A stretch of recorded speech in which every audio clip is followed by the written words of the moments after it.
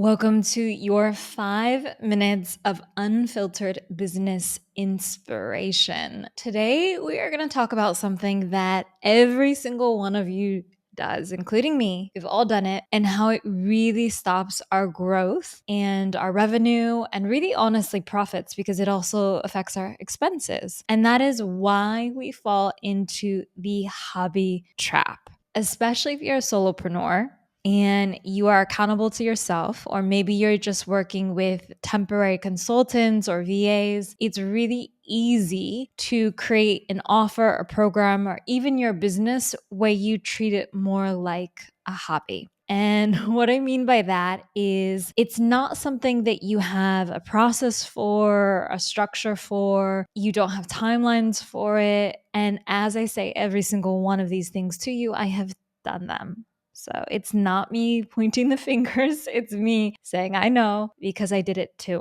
And if you think about a hobby, imagine this. Like, let's say, for example, going to the gym is a hobby for you, or probably it's not. Let's say running. Let's say running is a hobby for you versus someone who's competing in the Olympics. You're never going to get to the level of that person because you treat it as a hobby. Now, I'm not saying everyone's going to go to the Olympics. It's nothing like that, but it's purely a mindset of how you approach everything you do. And the way that this kind of came up for me recently, I was thinking about it, is I was speaking to a former client of mine, Mindy East. She's an incredible speaker and HR expert who has a podcast. You want to listen to it, People Success Circle. Shout out to her. And she was talking about how she did this course to become a public speaker. Now, mind you, she was already public speaking, but this course really taught her everything with contracts and process and what to start with and strategy. And so it no longer became a hobby, something she dreamed of doing. It became a reality.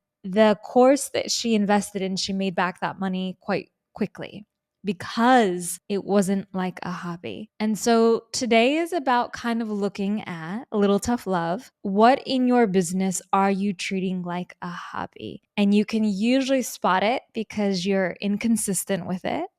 You don't have a strategy behind it. And I think most importantly, you really do want it to work. This isn't something that you dread. It's something that you wish would work, but it's not.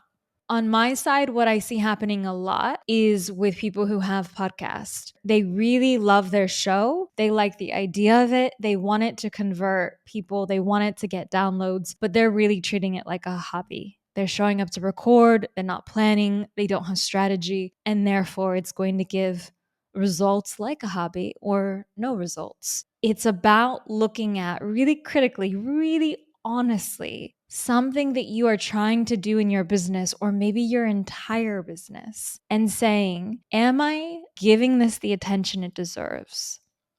I don't mean hustling. I don't mean constantly working on it all the time, but I just mean looking at, are you putting some discipline behind it?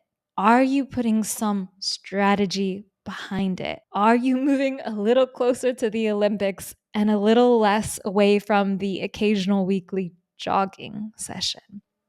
That's something for you to really decide. And I think if you openly be honest about this and say, yes, I am treating this like a hobby with no judgment and no shame because it's okay to be there, you will find that you start getting on the path to change that, to grow, to attract more customers, to see the profit, to see the income, to see everything that you have been waiting to see, because the block is the way that you are thinking about the entire project or the business model.